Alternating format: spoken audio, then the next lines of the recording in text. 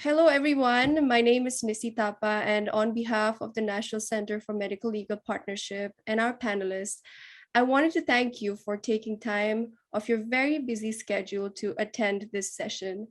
We are very excited to welcome you to the fourth part of the MLP in Health Centers Guide webinar series, the Medical Public Defender Partnership. In just a moment, I will turn this presentation over to our co-director, but before that, I have a few small housekeeping things I would like to run through with everyone. Everyone joined in on mute. However, we strongly encourage you to pose any questions you may have about our topic today in the Q&A function so that panelists can see them and connect with you. Today's audio recording and slides will be available to everyone, or not just audio, also video, will be available to everyone on our website, and we will put the link to our website in the chat as well. We also want to acknowledge that this project is supported in full by the Health Resources and Services Administration, HRSA as we call it, and that the contents are those of the authors and do not necessarily represent the official views of nor an endorsement by HRSA, HHS, or the US government. Let's kick things off with a brief poll. We want to know which type of organization you represent, if you have worked with justice-involved populations in the past, and if you've partnered with a public defender office. So as my co-host launches the poll, please take a moment to select one of the options for each of these questions. And if for any reason the poll doesn't work for you, the questions and options are there on the slide. So please type your answer in the chat panel.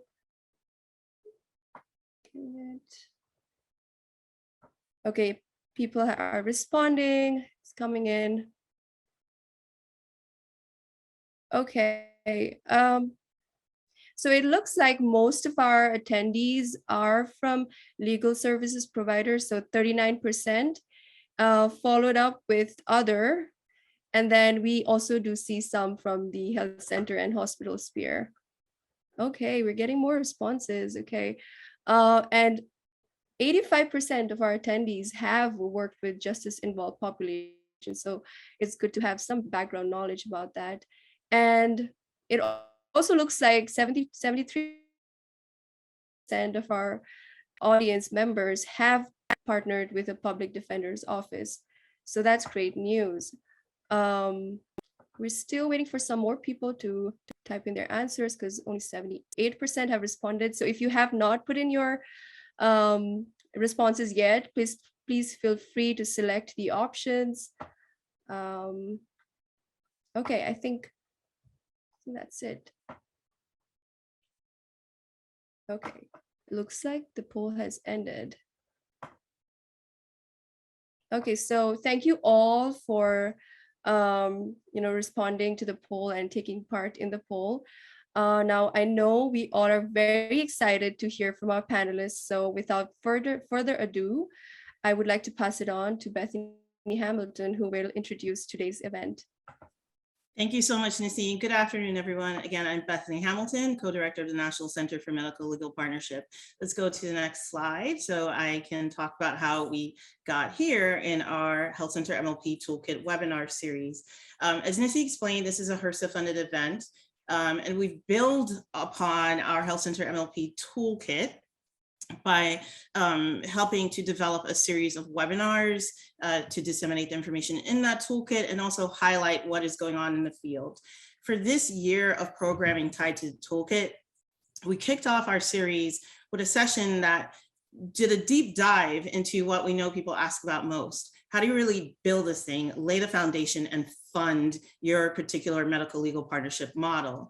Then we went into a discussion about some of those building blocks. So the best practices in the screening and data collection, but we did a deeper dive by focusing on the MLPs that really serve immigrant populations.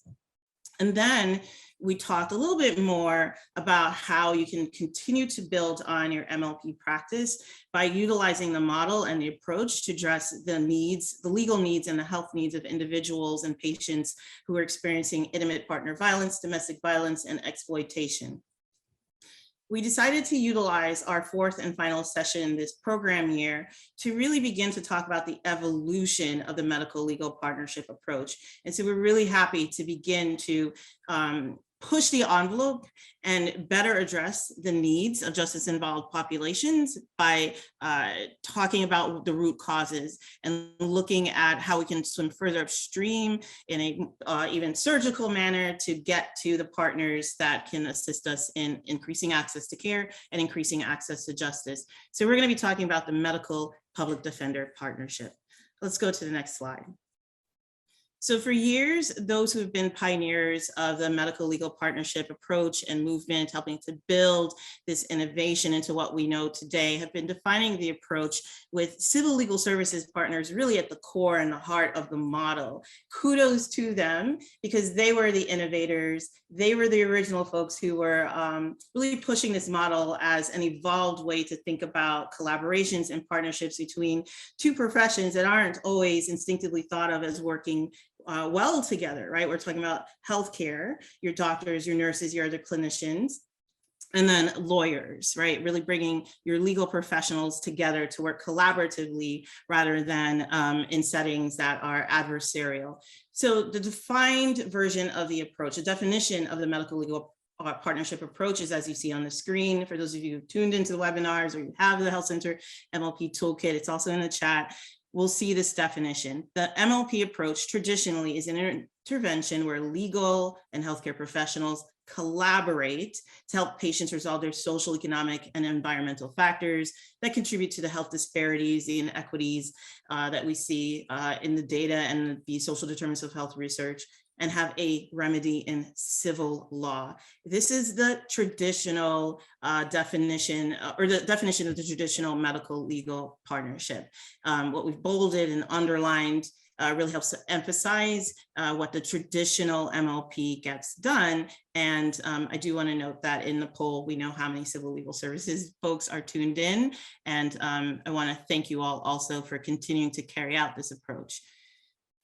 So in our Health Center MLP Toolkit, again, it is plugged in the chat box. You'll see that in building the partnerships, we really want you to kick off the conversation using some 9 conversations, typical questions that MLP practitioners and experts have found really helpful in helping to start and kick off that conversation. So I just want to quickly highlight what those 9 conversations are, and then provide a transition and a segue into what may come up as you think about a medical public defender partnership. So just for example, one of the very first conversations that you'll have in these 9 typical conversations that you'll have in building an MLP is, first of all, what social determinants of health problems do you want to address? Do you want to screen for and address all of the social determinants of health? Do you want to select a specific subset of SDOH needs to address?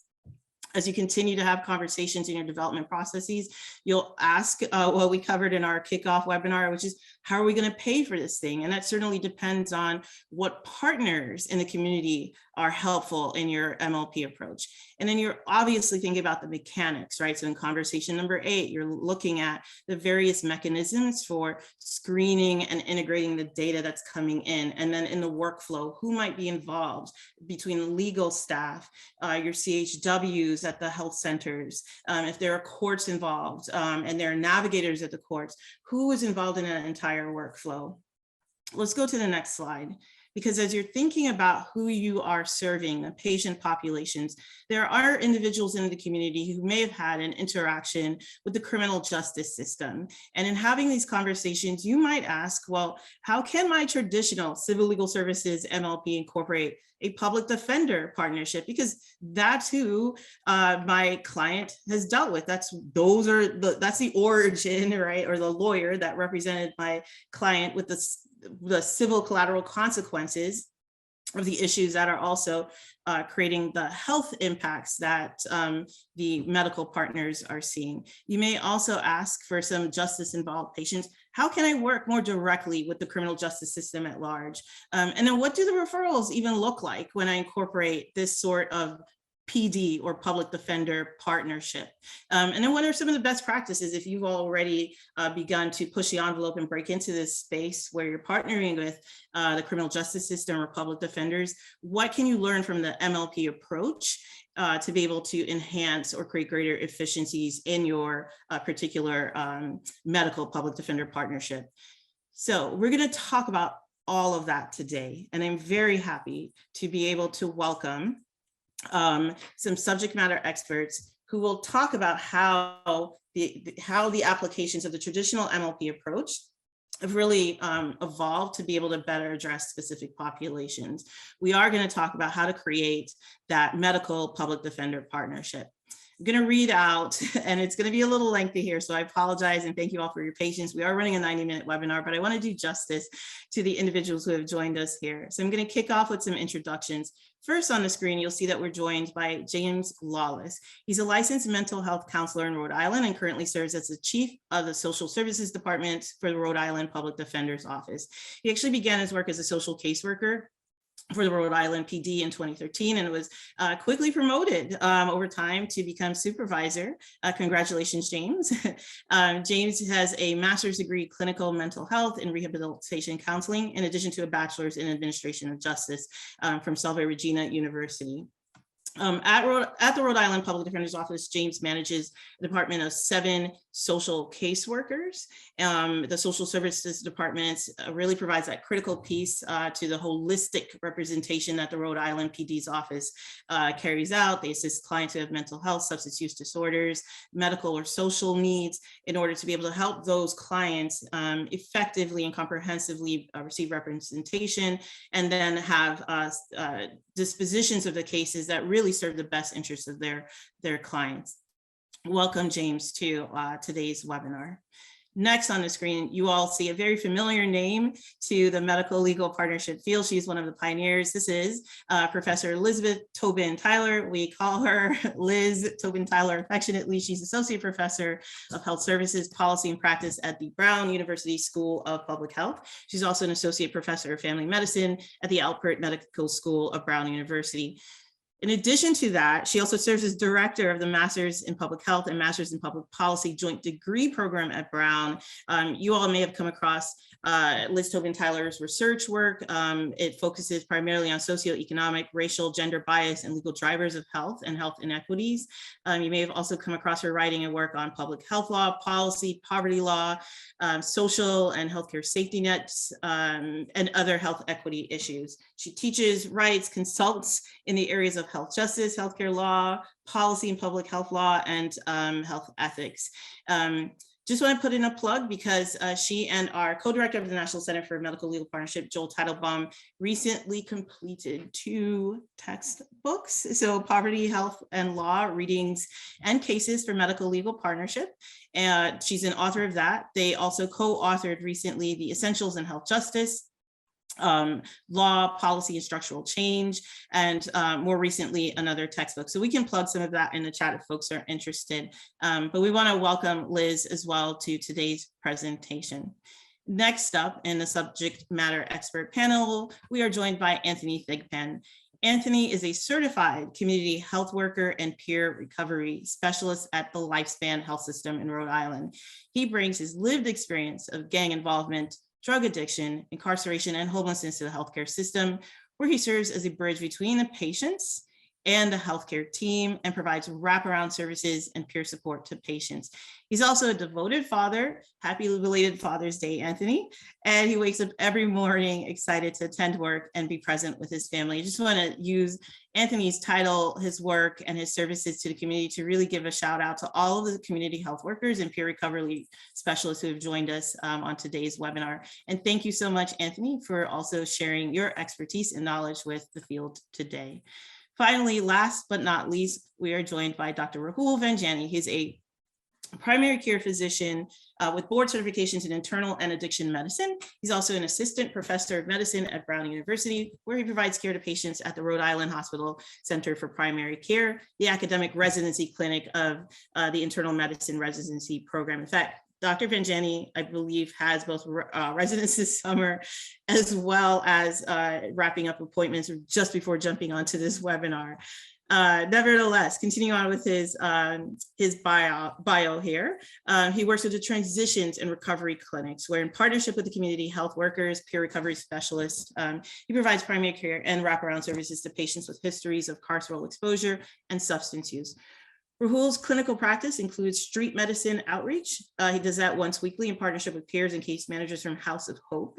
And in partnering with and teaching medical students, he considers that a central part of his clinical work. His research and advocacy work is located at the Center for Health and Justice Transformation.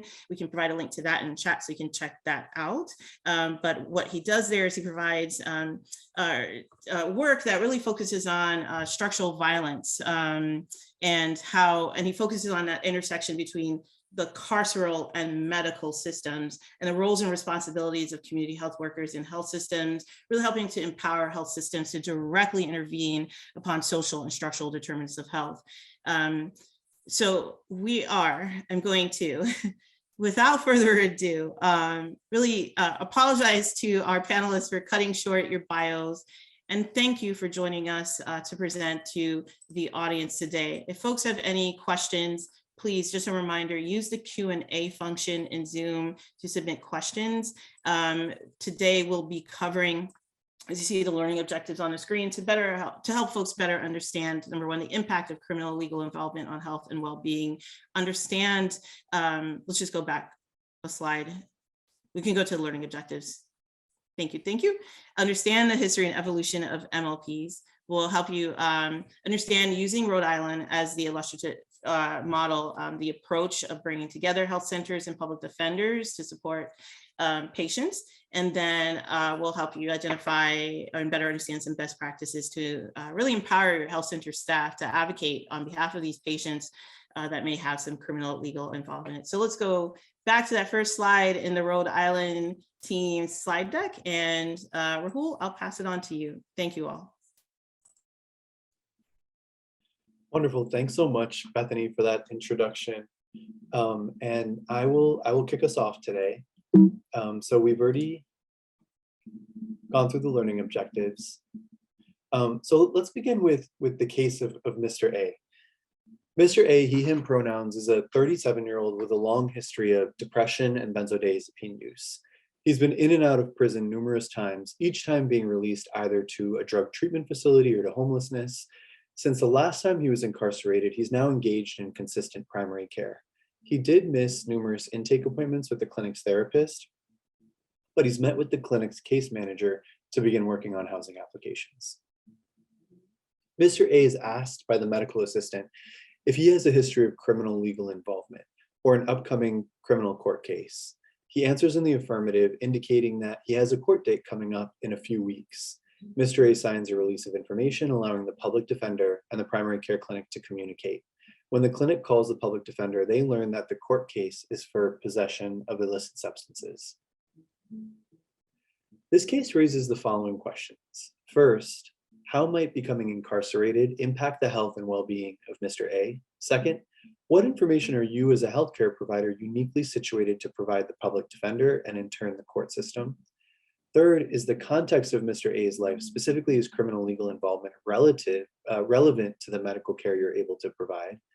And finally, how might engaging with Mr. A's public defender impact Mr. A's relationship with the healthcare system?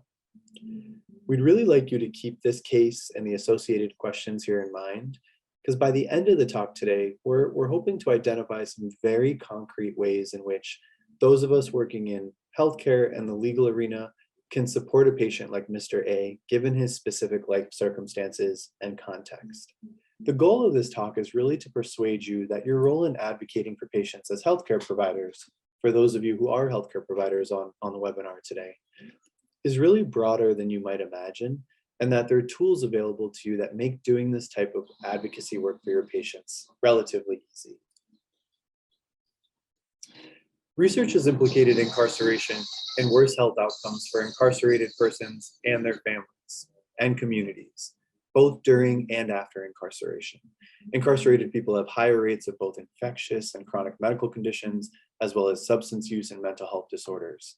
In fact, in this analysis, published in Criminology in 2016, of the impact of incarceration on population health across 21 countries, the United States fared the worst by far.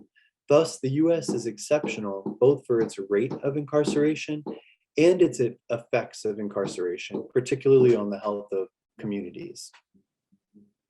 To more precisely quantify the impact on health, Dr. Evelyn Patterson used New York State parole administrative data from 1989 to 2003 in order to deduce changes in life expectancy among people with histories of incarceration. She published the result in the American Journal of Public Health, where she described that each additional year in prison produced a 15.6% increase in the odds of death for parolees, which translated to a 2-year decline in life expectancy for each year served in prison. The risk was highest upon release from prison and declined over time. The time to recovery, or the lowest risk level, was approximately 2/3 of the time served in prison, indicating that prison impacts health long after an individual has left the prison cell. And these data bear out in other studies. For example, this seminal study out of Washington State looked at death records for all inmates released from the state's Department of Corrections between 1999 and 2003. In comparison to other state residents, and after controlling for age, sex, and race, individuals released from prison were 3.5 times as likely to die prematurely as compared to other state residents. In fact, during the first 2 weeks after release, formerly incarcerated individuals were 12.7 times more likely to die prematurely as compared to other state residents. The principal causes were related to uncontrolled medical and mental health conditions. In particular, people died from overdose, cardiovascular disease, and suicide. These reasons stated in the literature really resonate with my patients who, upon release from prison, tend to feel isolated and highly anxious. They experience trauma at exceptionally high rates in prison, and importantly, a loss of autonomy that has a profound and underestimated impact on health. I want to take a moment to discuss this loss of autonomy since it's a factor that substantially influences health, but isn't discussed nearly enough.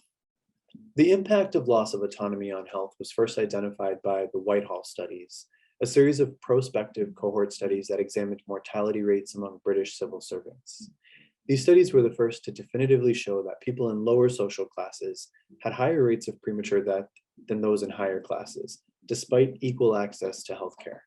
These findings held true even after investigators accounted for differences like smoking, obesity, activity, and baseline illness.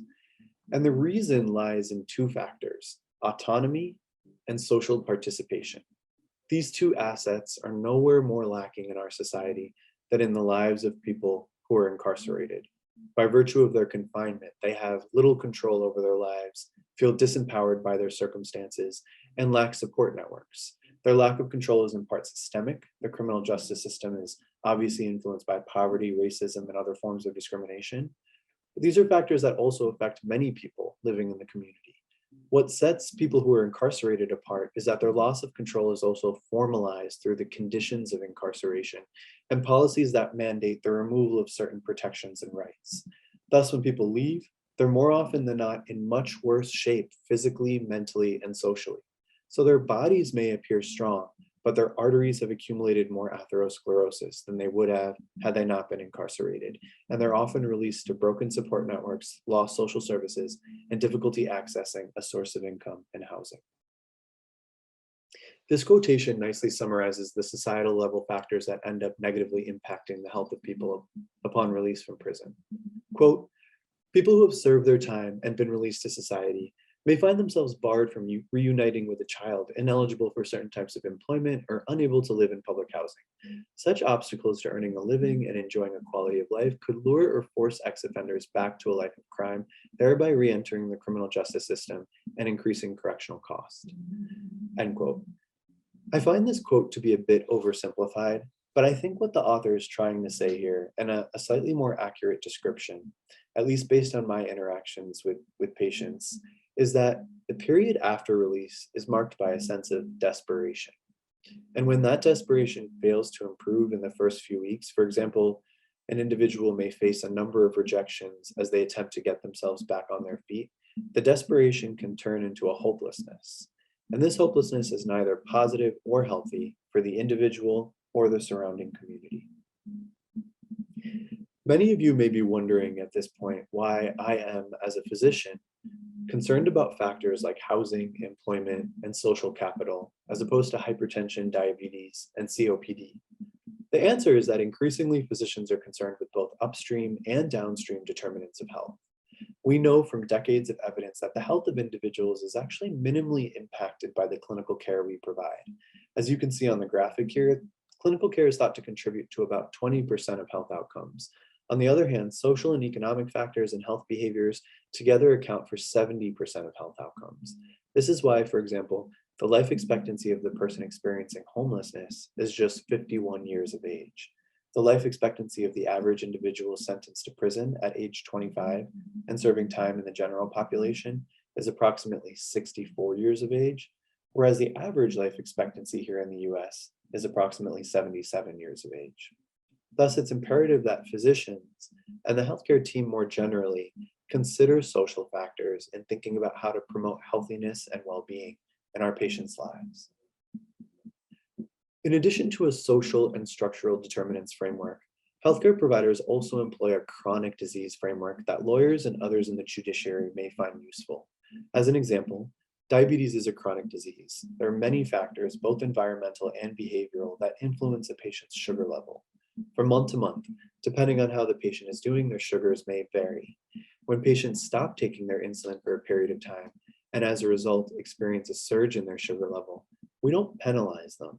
Rather, we remember that diabetes is a chronic disease, and thus it relapses and remits. And so we engage in a discussion to learn more about what's going on and how we can provide support. The same is very much true for substance use and mental health disorders. These are all relapsing and remitting chronic diseases. The difference, however, is that a so-called relapse can often result in incarceration for a patient. And this interrupts the care they're receiving in the community, disrupts any therapeutic alliances they may have built, and if the patient has gainful employment or is on the verge of getting housing, derails this progress as well. From a medical standpoint, it's thus very easy to see how the appropriate treatment for an individual with a chronic disease like substance use or mental health disorder is consistent, empathic medical treatment. These unique medical perspectives, views that consider patients either through the lens of a chronic disease model or a social structural framework, are not surprisingly invaluable in the courtroom, where the main participants in determining an individual's fate are the judge, the prosecutor, and the public defender, individuals who don't necessarily have clinical expertise. Yet, despite the fact that we understand this in the medical community, in society at large, we continue to use the criminal legal system as the primary tool for addressing substance use and mental health. As you can see in the chart pictured here, more people are arrested for drug possession than any other type of crime. To see why this happens so often, let's take a look at how proceedings in the courtroom play out today. And at this point, I'll pass the mic over to my colleague, Anthony Thigpen. Okay, so here we have the Judge Rod, the public defender Claire, and the healthcare provider, Dr. Shea. Mr. A's public defender Claire discusses the criminal case with the Honorable Judge Rod. Attorney Claire explains that Mr. A struggles with addiction to Mr. A's self-report. However, she does not have any supporting documents from the healthcare team. The Honorable Judge Rod sentences Mr. A to prison because he prioritizes the objective evidence provided by the police officer making the arrest and the prosecutors over the subjective information provided by public defender Claire. The problem with today's approach is that more often than not, it results in incarceration. For a patient like Mr. A, in prison and jail, only 1 in 13 people with substance use disorder receive treatment, and moreover, upon release, life becomes much harder for most individuals who face homelessness, difficulty finding a job, broken social relationships, and many more obstacles that naturally lead to cravings for drugs and difficulty managing mental health and other medical conditions. Yet, this outcome is supposed to make sense, right? The judge, public defender, and prosecutor do not have medical backgrounds, and thus, as they make their decisions, they do not necessarily consider the health and well-being of the individual being prosecuted. Yet, judges do really want to understand the full context of individuals' life in making decisions.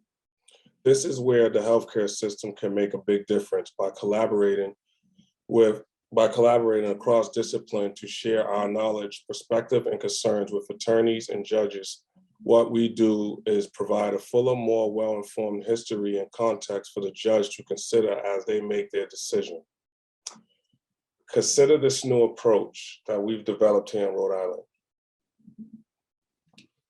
In this approach, the difference is that Claire and Dr. Shea communicate prior to the hearing, and Dr. Shea provides a concise letter documenting Mr. A's struggles with substance use disorder, as well as many of his strengths, showcasing some of the progress he's made.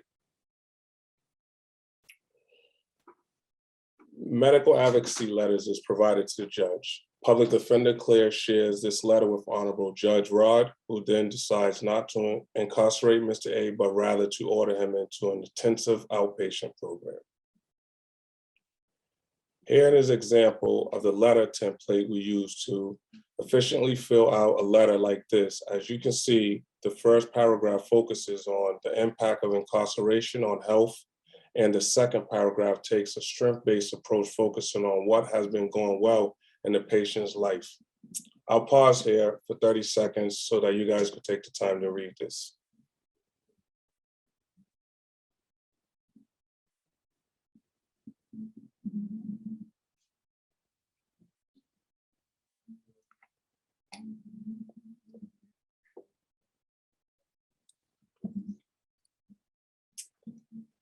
Now that we've provided you with a general overview of how a medical criminal legal partnership looks in practice, let's take a step back to discuss the type of medical legal partnership, its history, evolution, and expansion across the US. Then we'll talk about a new model that involves partnering clinicians with public defenders. I'm going to now hand the mic over to my colleague, Elizabeth Tobin Tyler. Thank you, Rahul and Anthony. So as Bethany mentioned, I'm a longtime MLP person, have worked for many years with civil legal aid MLPs, and I'm very excited about Rhode Island's model of engaging the public defender. So what I'm going to do is I'm going to step back to briefly highlight the development of medical legal partnerships and then try to compare the medical criminal legal partnership to the typical MLP approach. So initiated in the early 1990s, MLPs have become a key approach to identifying and addressing social and structural determinants of health in clinical settings. But unlike other social determinants interventions, MLPs, as you know, embed legal aid experts into the healthcare team to enforce patients' civil legal rights as a way to protect and promote their health. Seeking tools to address health inequity and injustice, many health systems are increasingly welcoming the formation of interdisciplinary care teams, and MLPs offer a mechanism by which clinicians, community health workers, social workers, and others can problem solve together to ensure the best outcome for a patient, including vindication of their legal rights.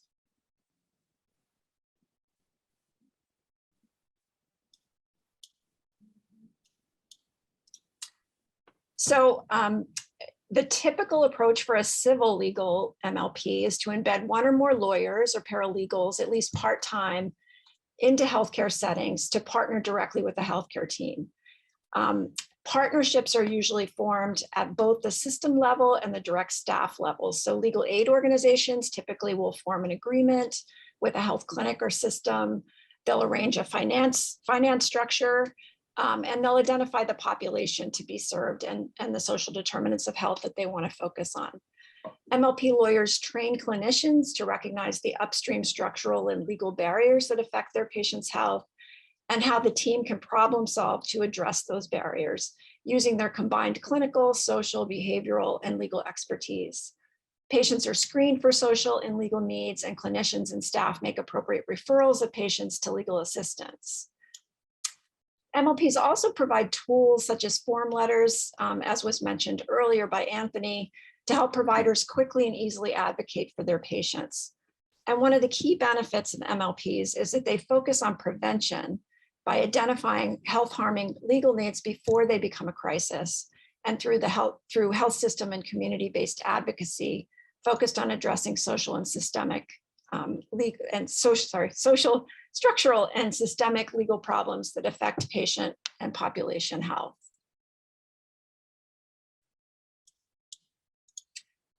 So I'm stealing a lot from the National Center here, but I wanted to highlight the importance of the evidence base for medical legal partnerships. This evidence base is growing every day, demonstrating that integration of legal assistance can be indispensable in mitigating many social determinants, including things like access to safe and stable housing, ensuring that employment protections are enforced, securing health insurance, and health promoting government benefits. But these studies, as listed on the slide, also show that MLPs can have a really important role in protecting and promoting health and reducing unnecessary healthcare expenditures by addressing non-medical needs. Helping patients to exercise their legal rights and challenging what are often unaccountable and unjust systems improves both individual and population health, and it also improves the care systems that patients interact with. So MLPs have expanded dramatically since the 1990s. They're in many types of clinical settings, serving a range of populations, including older adults, veterans, rural populations, immigrants, people with chronic disease, and many others. Notably, though, MLPs have historically not focused on collaboration with public defenders. And this is what we're obviously focusing on today. So one of the reasons for that is the absence, or one of the reasons for the absence of MLPs focused on criminal legal needs of patients actually has its roots in the differences between civil and criminal legal needs in this country. Development of the MLP model stemmed in part from understanding that in the United States, low-income people have no guarantee of assistance in civil matters. In 1974, Congress established the Legal Services Corporation, the LSC, a private 501c3 organization that distributes federal funding to civil legal aid organizations in all 50 states. These agencies provide free legal assistance to low-income people in non-criminal matters. There is not enough funding, however, to meet the high demand for civil legal needs. The Legal Services Corporation estimates that because of resource limitations, the agencies they fund can fully address only 28 to 38% of the needs brought to their attention. In short, though we place some value on offering free legal assistance to low-income Americans, there is no mandate regarding the accessibility of these services, and there are far too few civil legal aid lawyers to meet the need. In contrast, low-income people charged with criminal offenses are guaranteed the right to representation by an attorney, regardless of their ability to pay, a right that was upheld by the Supreme Court in Gideon versus Wainwright in 1963. For people who are indigent, this representation is most often a public defender.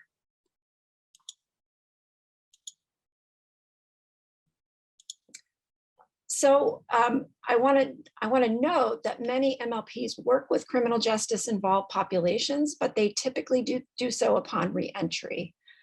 So the civil legal needs of people who have been incarcerated are overwhelming. Access to housing, employment, public benefits, all the things that people actually need to reintegrate are often barred by collateral consequences associated with a criminal record.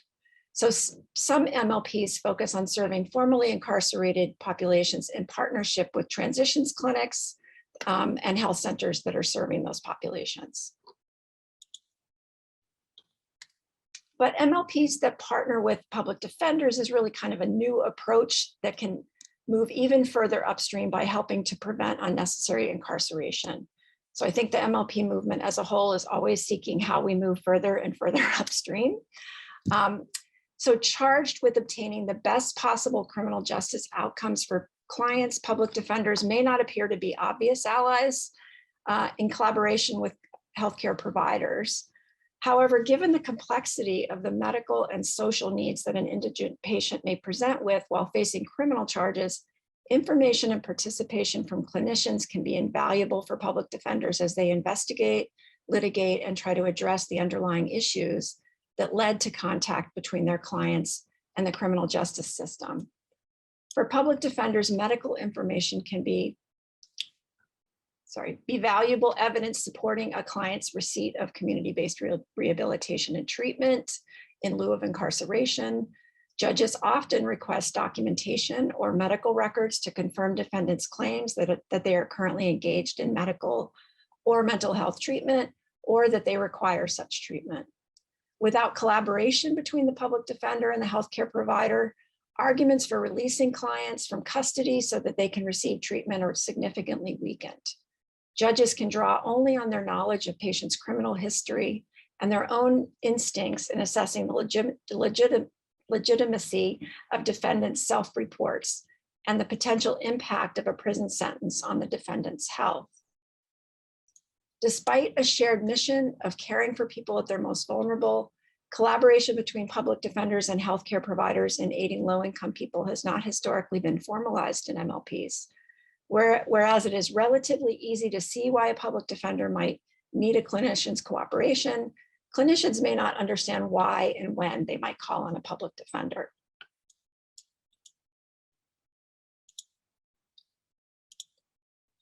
MLPs are also a really important approach to combating racial injustice through vindicating civil rights, empowering communities, and calling attention to health inequities. I want to commend this recent article by Maida Makhlouf, a clinical law professor at Penn State and an MLP practitioner. She highlights the critical need for MLPs to focus directly on addressing structural racism. In the criminal justice context, promoting racial justice is a core aspect of the work, as we all know that the racial inequities in the criminal justice system are immense and deeply embedded. So a medical criminal legal partnership has the potential to significantly improve outcomes for justice-involved patients. And I'll just highlight some of the ways that, they benefit patients. So they strengthen mitigation, they create opportunities for diversion, non-jail dispositions, quicker expungement, and case dismissal. They can also reduce pretrial incarceration for people struggling with medical conditions, mental health issues, and other issues like substance use disorder. They can decrease the collateral consequences of incarceration and felony convictions. Medical perspectives are invaluable for attorney advocates as it helps create a full, more clear picture of the client and of their life. And it provides education and tools to the court regarding medical conditions and available options for community-based treatment. So many of you have probably seen this sort of pizza slice idea of what medical legal partnerships can do. This multi-level approach of the typical civil legal MLP, which goes from individual legal assistance to training the workforce, to changing practice, to policy change, also applies to a public defense model as well. So legal assistance is enhanced by the clinical partnership, supporting better health and social outcomes for the client patient. Staff in both the clinical setting and the public defender's office are trained about the connections between health and criminal justice involvement and problem solve to support the patient client most effectively. The relationship, communication, and cross-training change the ways in which clinicians and public defenders practice. In partnership, clinicians, public defenders train the judiciary about the underlying causes of criminal justice involvement, most often substance use disorders, mental health problems, and social determinants of health. And clinicians are important allies in criminal justice policy reform as well. So I think, the way that we think about bridging all of these approaches to both individual as well as policy issues affecting justice-involved populations is possible through this type of medical legal partnership. So now I'm going to turn it over to James Lawless from the Rhode Island Public Defender's Office to discuss the details of how the medical criminal legal partnership works in practice. Thanks. Thanks, Liz. As a member of the Rhode Island Public Defender and a non-attorney, I will highlight how our medical legal partnership started. Let's now transition to discuss implementing into practice the Medical Criminal Legal Partnership. And based on our experience here in Rhode Island, we believe it involves 4 key components: building a relationship, identifying points of contact, establishing internal workflows, and training and education.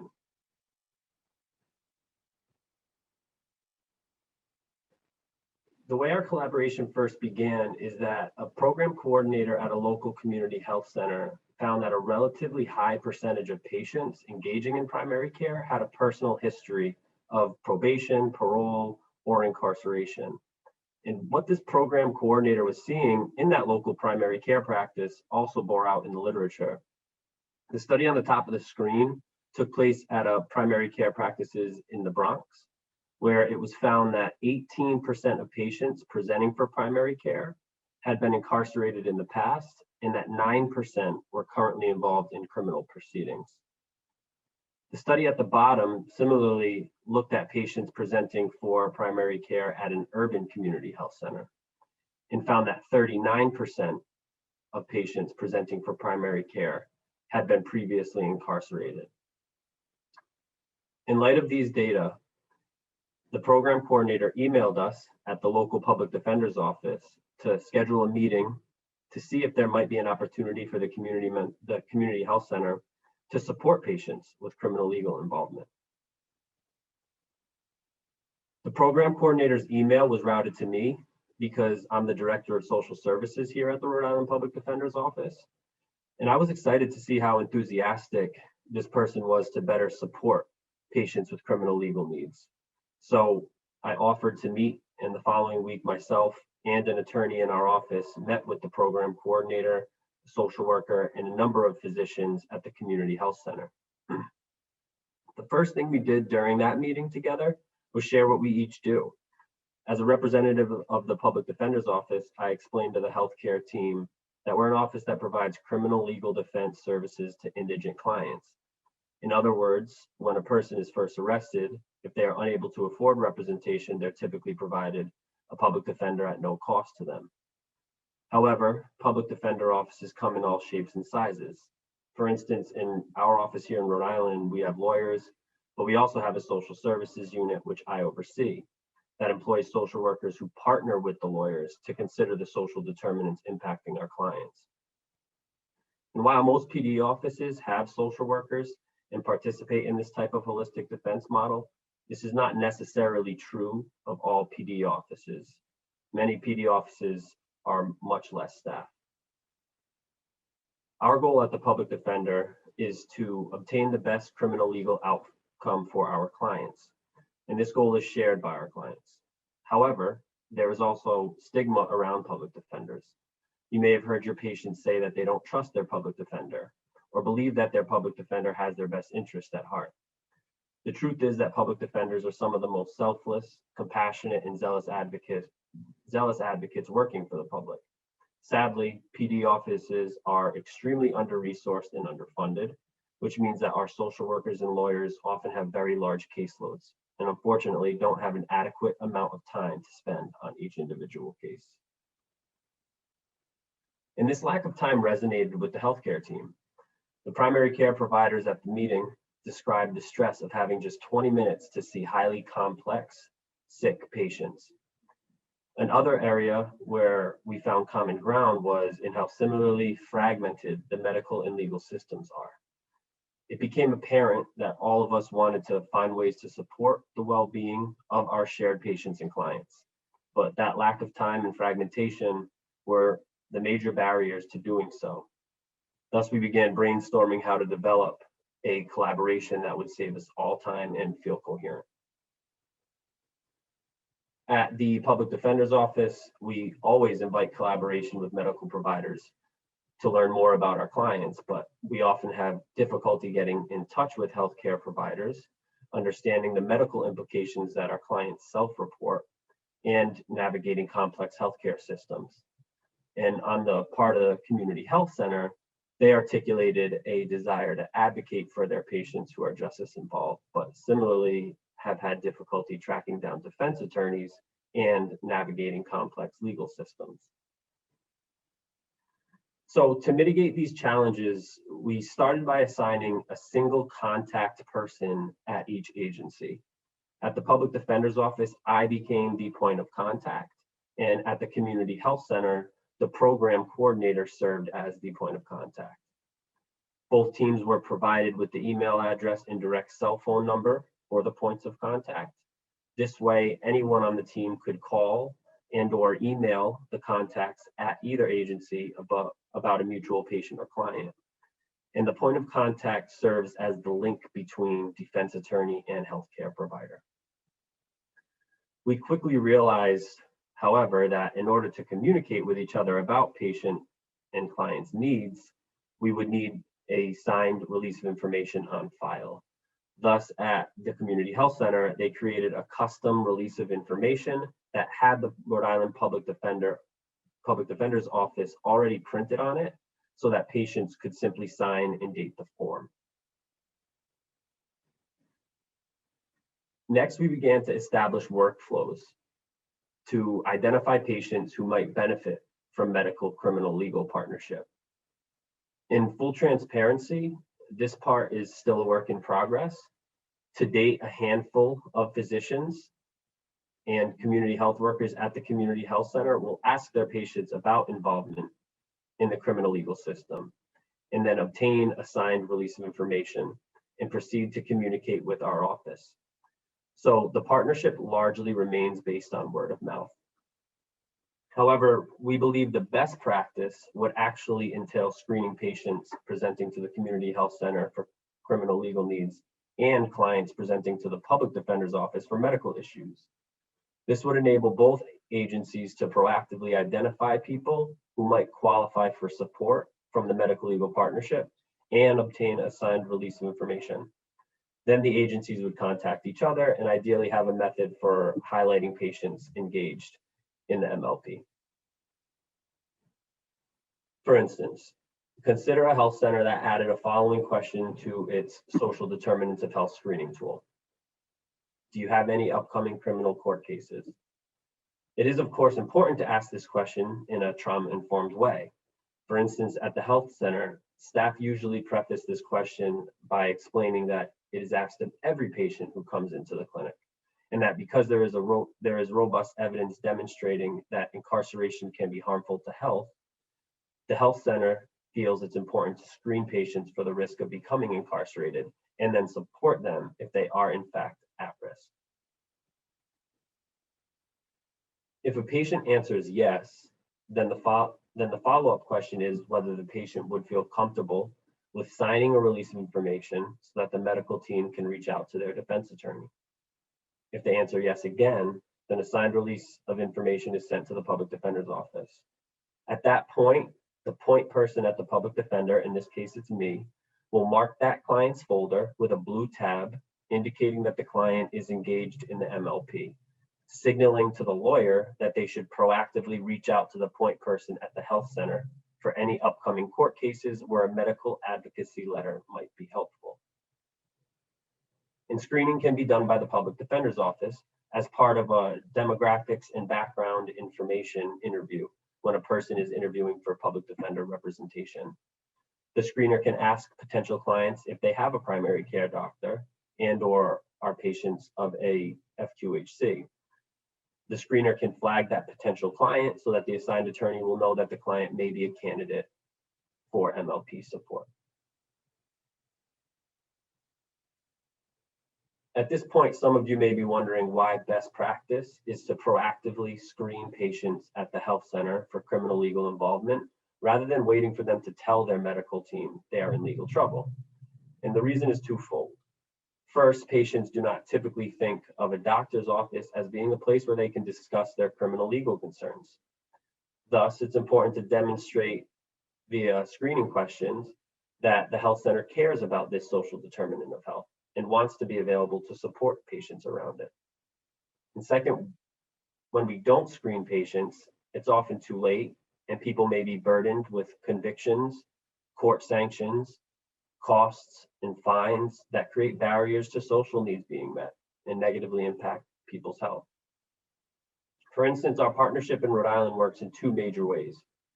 First, Once the release of information is signed, if there is an upcoming court date, we at the public defender will often ask the medical team for an advocacy letter. However, the second way in which this relationship benefits patients is that if a patient is arrested, when the public defender is notified of the arrest that day or the following day, if the client is flagged as being part of the medical legal partnership, the medical team will be alerted, and a medical advocacy letter at that point can make a significant difference in determining the outcome at the hearing. Thus, there is a push and pull mechanism to this relationship. At times, the clinical team reaches out to us, and at times we reach out to them. And being able to engage in that type of two-way dynamic is central to the partnership. In order for the MLP to be most effective, all FQHC staff or healthcare staff and public defender staff should be aware of any MLPs that exist in their community or their county, state, and annual trainings on MLP are recommended in order to keep people up to date and for new employees. And furthermore, it is important that the judiciary and prosecution are aware of any MLP that exists in their jurisdiction.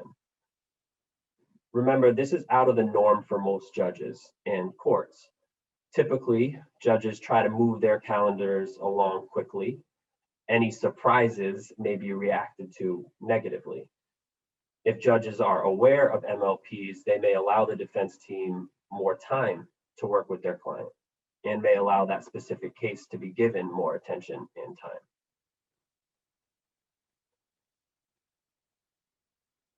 So now that we've reviewed the four components involved in practically implementing a medical criminal legal partnership, I want to return to our case. When you all first heard this case at the start of our presentation, you heard it through the lens of a medical provider. And here on your screen is an example of language that you might see written in a patient's electronic medical record. Excuse me. And similar language would be in the medical letter provided to the court. I want you to take a moment to contrast this language and description with what the legal description might look like. Take a moment now to read this legal scenario.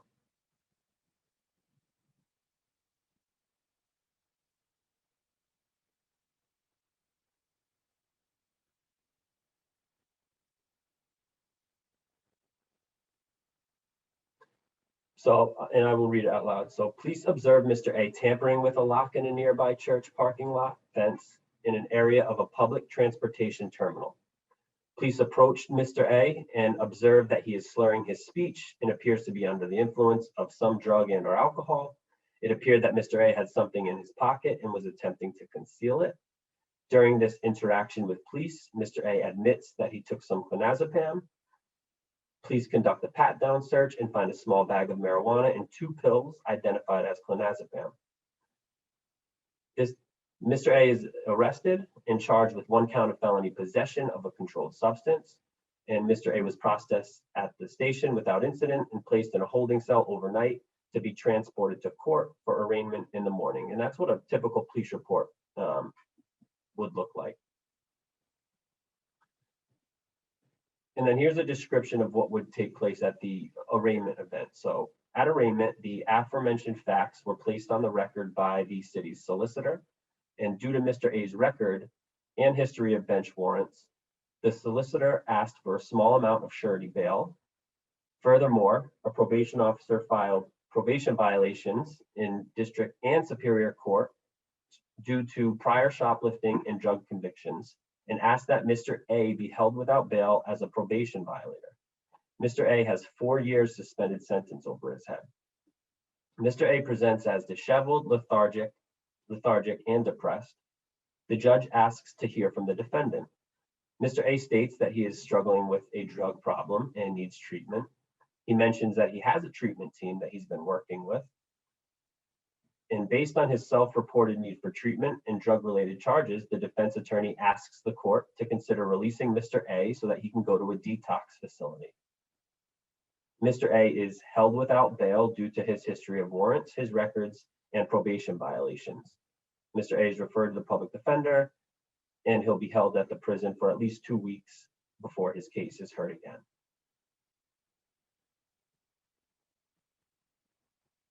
So I'm going to pose some questions to consider. And I ask that you type your replies into the comment box.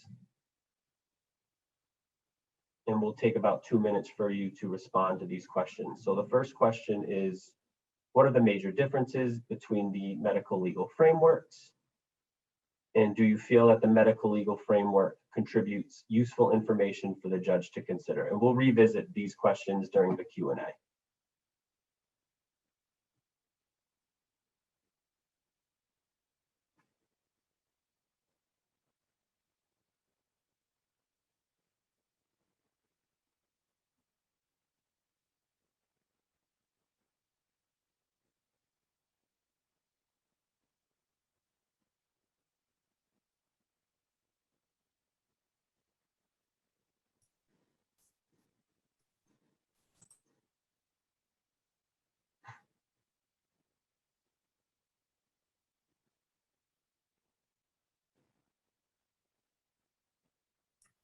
And James, we're beginning to receive in the chat some responses to the questions that folks are considering.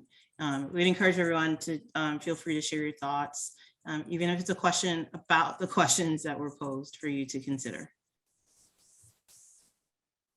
Thank you. And we will review some of those answers at the beginning of the Q&A. But for now, I'm going to pass it over to my colleague, Anthony Thigpen.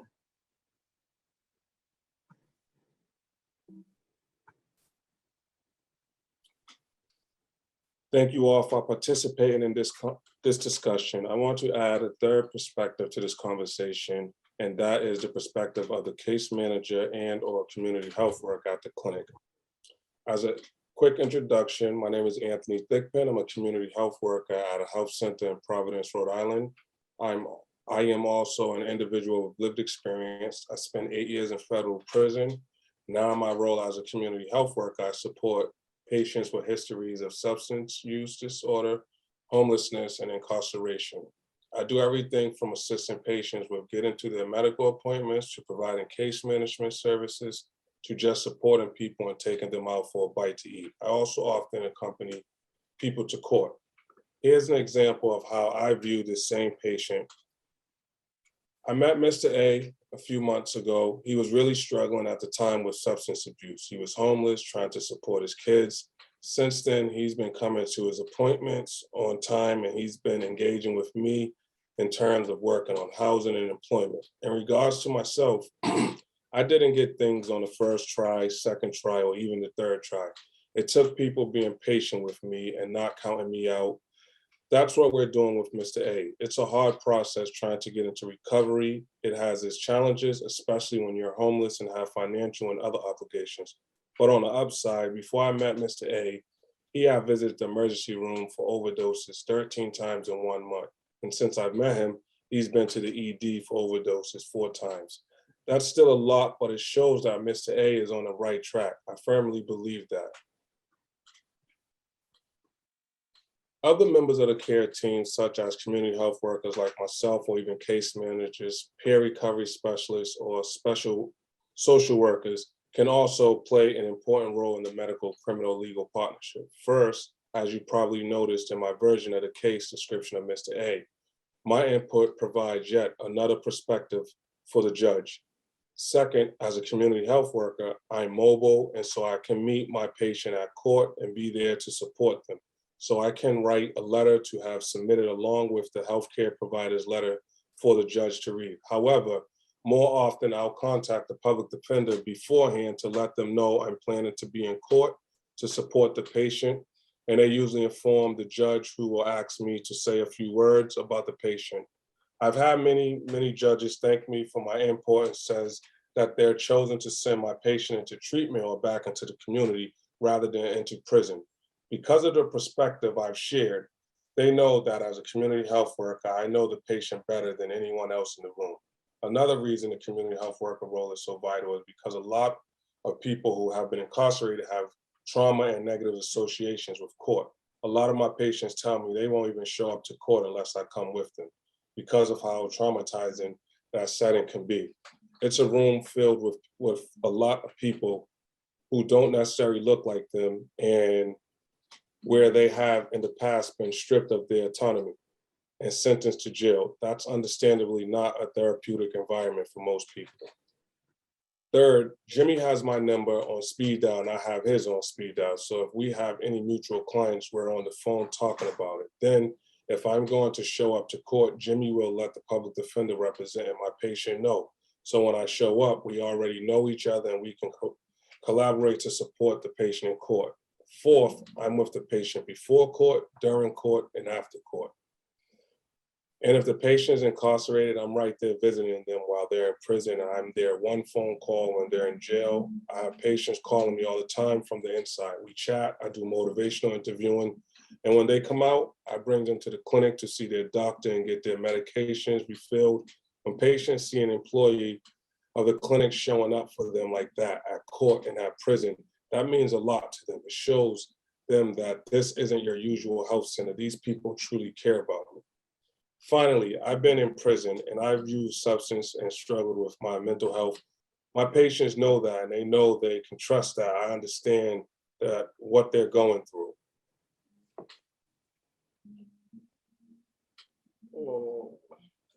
Finally, I want to share with you a free web-based platform our team here in Rhode Island has designed called Docs for Health.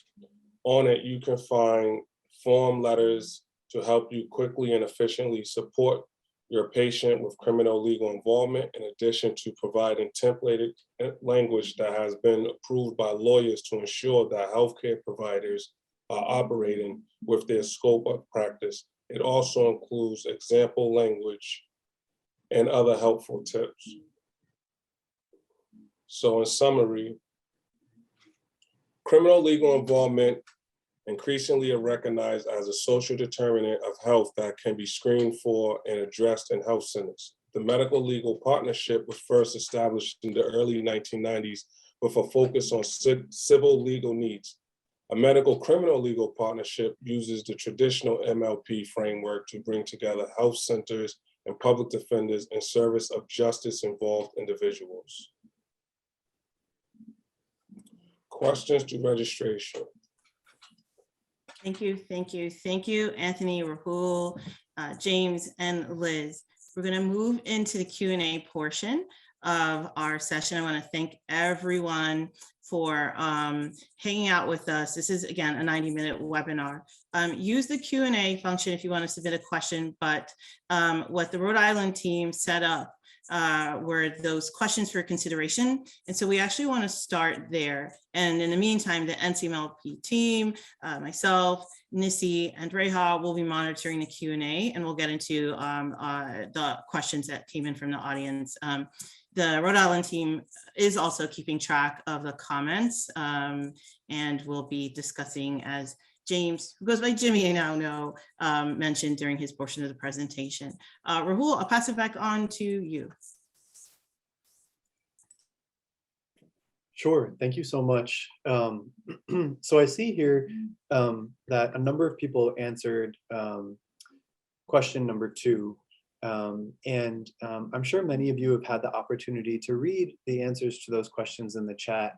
But it looks here like a number of people feel like the medical narrative identifies a lot of needs that the patient has that the legal narrative isn't always able to identify. The medical framework and narrative also considers a strengths-based or well-being based approach. It seems like people are saying. Legal framework focuses on the facts of the client's actions or environment,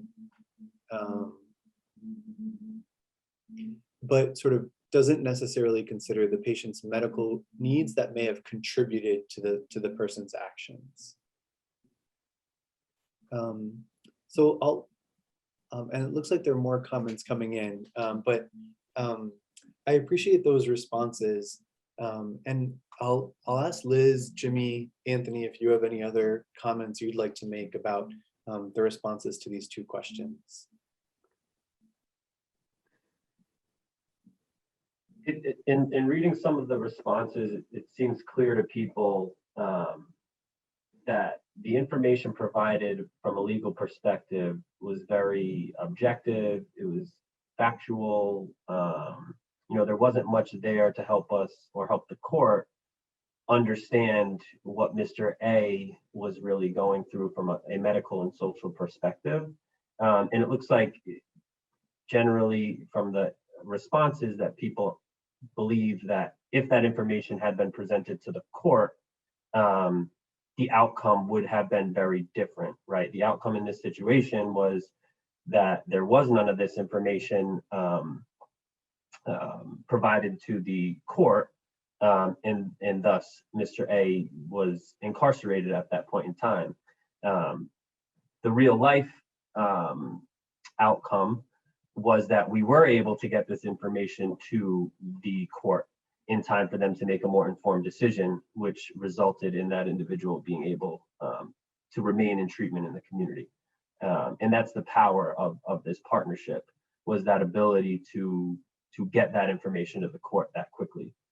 Without the partnership, the chances of being able to get a letter to the judge to read and to take into consideration was low. The likelihood of that happening was very low, just given the amount of time that case is usually given. So just using that example and bringing all of this together, that really shows the power of this. And ultimately it had, a very positive impact on that patient. And I would just add one other thing, because we talked about bidirectional communication and how important that is. And I think this also exemplifies the fact that the clinicians are screening for criminal history and criminal involvement in a way that they can then be aware, because of the relationship with the public defender, when one of their patients is arrested or has something like this happen. And so the legal case is the legal case, but for the clinician to be aware of that and be able to communicate directly with the public defender is critical. And to answer a question that had come in through the registration about the reaction that judges have had to this, and was there resistance? We did not see resistance, especially in the form of a letter that was short, a couple paragraphs. It was something we could easily hand to the judge, and they, of course, most of them are going to read it, at least give it the time to read it, especially if they see that it's short and they can get a good understanding of what's going on from it. And it was appreciated. And then through each individual opportunity we had to provide the court with that information that we were able to obtain through the medical legal partnership, it was an opportunity for us to educate the court of its existence, right? It's very hard to get all the judges in the same room or on the same, webinar type presentation and explain to them what this specific medical legal partnership is. So we sort of took an approach where, all right, every time we have an opportunity, let's try to educate them of this, that this is happening, and then they become familiar with it. So there was no resistance, but in addition to that, over the past couple of years, we have had the opportunities at times to, inform judges of this partnership, but also to train judges on, substance use, mental health, right? Kind of separate from medical legal partnership. The more education that they're getting on those issues, the better chances of success the medical legal partnership has when these interventions take place. James, I just want to, on behalf of the National Center, note that I think the model you all are presenting will hopefully soon be featured in a new issue brief that we have coming out with some best practices, observations and best practices, having interviewed the field with regard to what courts and courts administrators can do. There is increasing interest by the courts and courts administrators and how to better address the needs of the populations that are coming through the justice system, which is overwhelmed, right, both on the criminal legal side and the civil legal side, and what can others who are engaged but don't realize they're part of the justice system, so healthcare, right, and the role that is played by healthcare providers, what can be done in collaboration and partnership to better address those needs collaboratively.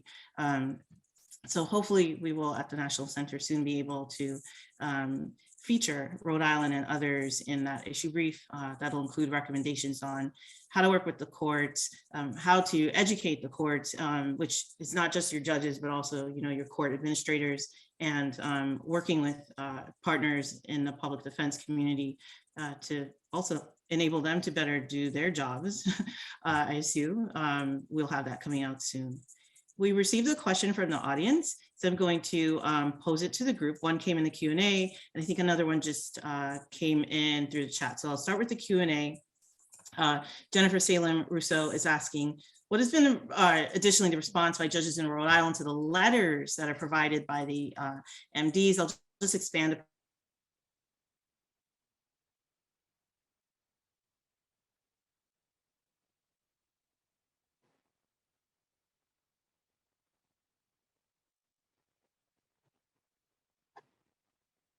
So it looks like Bethany froze. We were responding to one of the questions by one of the panelists about the impact that the letters have when given to the judge, and how are they provided. I'll speak quickly on how, you know, we do it over here. There's no formal way, and we typically leave it up to the attorney to present it, you know, as they feel is best.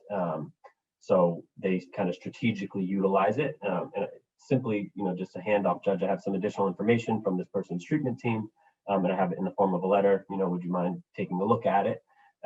Would be one example. But, you know, I'll let Anthony and Rahul also speak, because, you know, when Anthony supports his clients to court, I believe that, you know, they also are able to get letters to judges through that route too. Anthony, so I don't know if you have any specific examples of how they respond to those letters when you've presented them.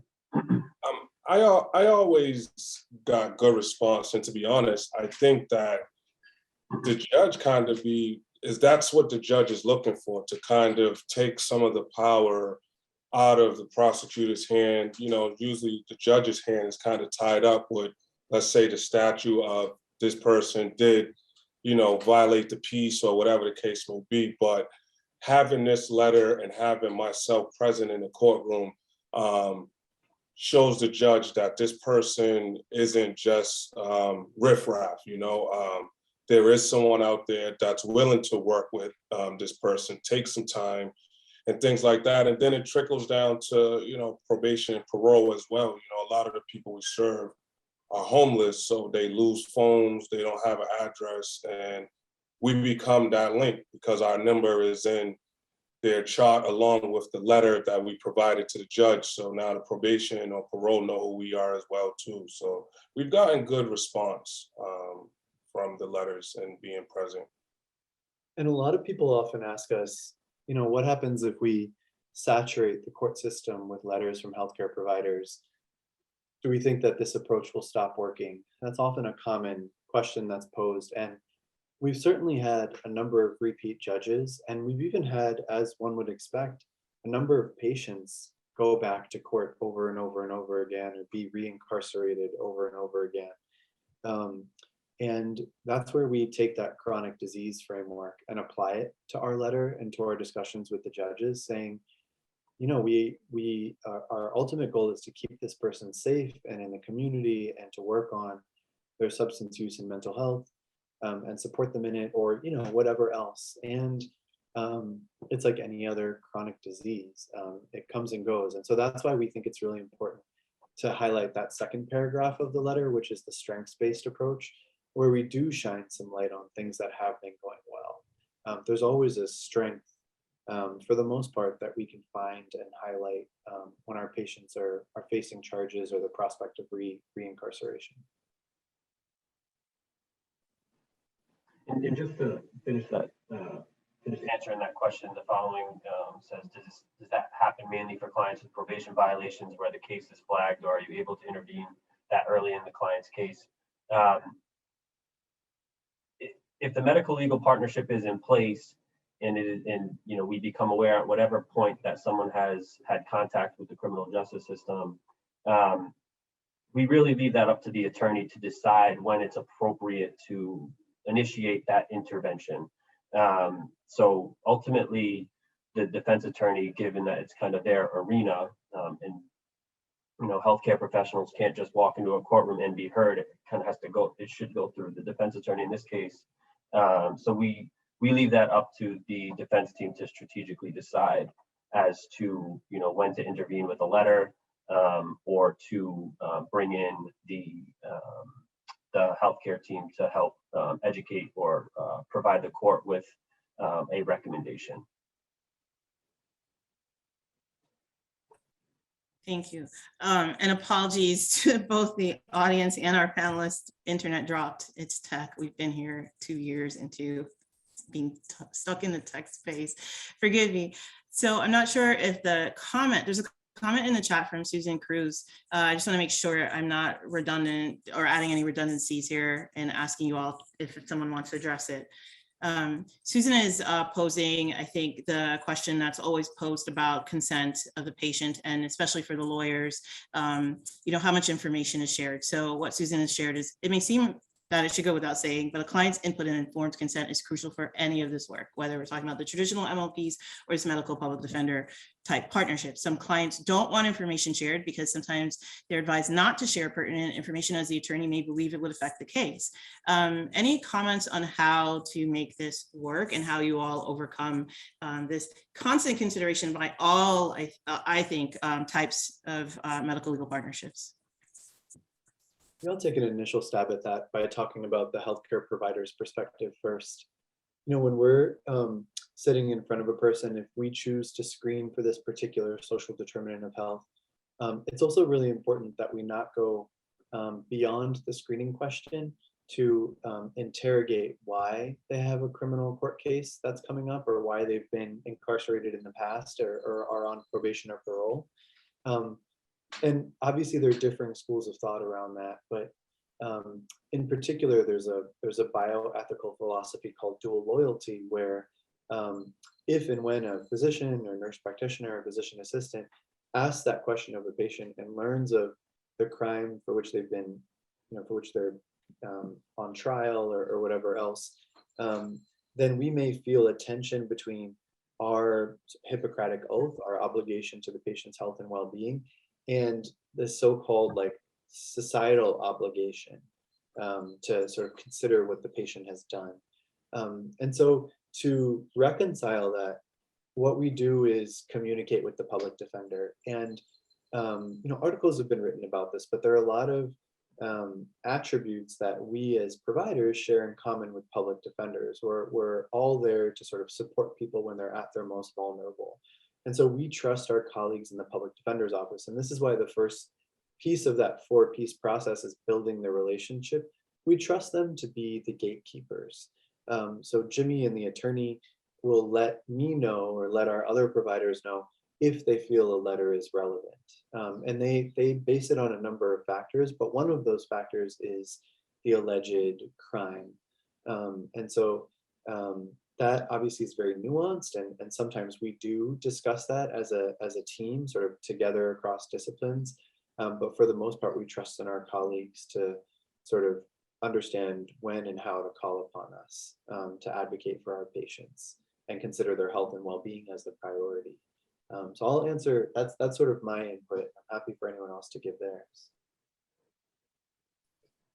Let me see if anyone else wants to contribute to that. I think it also begins to address the last question that came into the Q&A regarding guidelines for each MLP regarding what information specifically to share with one another, so there's an overwhelming exchange of info.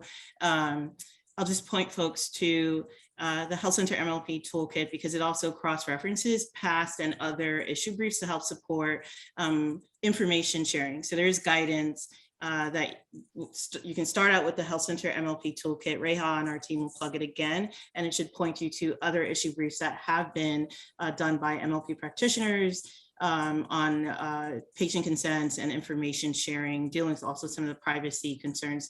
Many of the health centers around our country are using screening tools that have considered this question. So some health centers are using Prepare, others might be using Aunt Bertha, or you might be using EHRs such as Epic that build in social determinants of health screening questions and are already formulated with the field guidance, considering that sort of factor that Margaret posed in the Q&A.